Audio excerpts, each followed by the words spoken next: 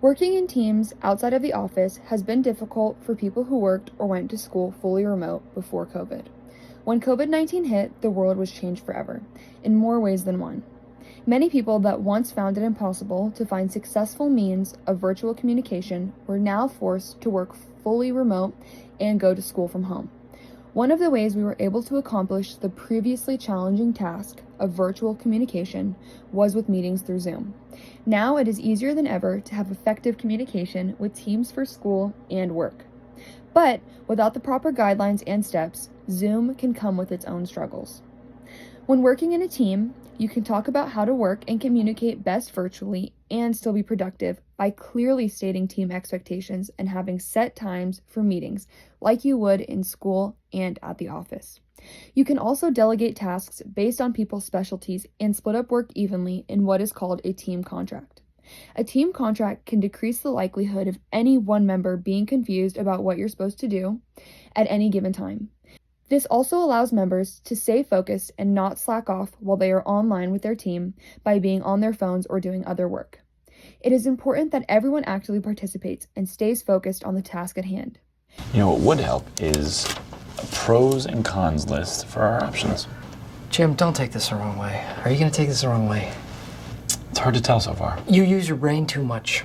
Check-in points during the meeting can help keep your team's attention by simply asking if everyone understands what is going on, if anyone disagrees, or if anyone wants to add something.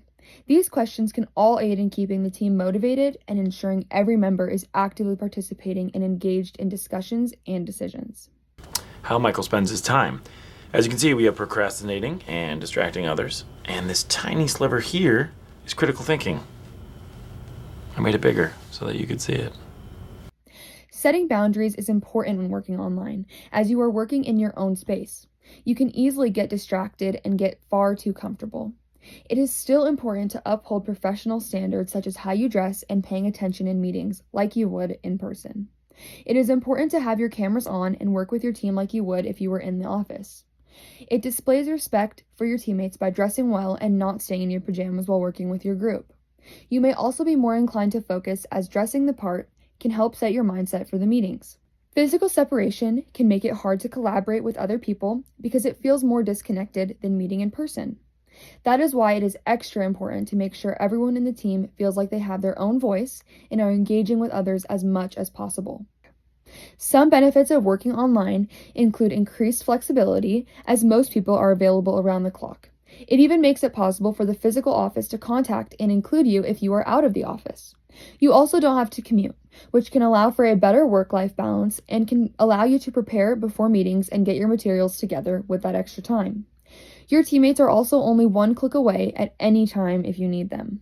Our key takeaways from finding effective ways to communicate and work virtually while still having a team that is successful include creating a set of guidelines teams should abide by in the form of a team contract, setting professional boundaries such as professional attire, having your camera on, and being engaged in conversation, and treating the members of your virtual team with the same amount of respect you would in person. For these reasons, Snooki, JWoww, Sammy Sweetheart, The Situation, and Vinny all recommend virtual communication and work as an effective way to facilitate a successful team.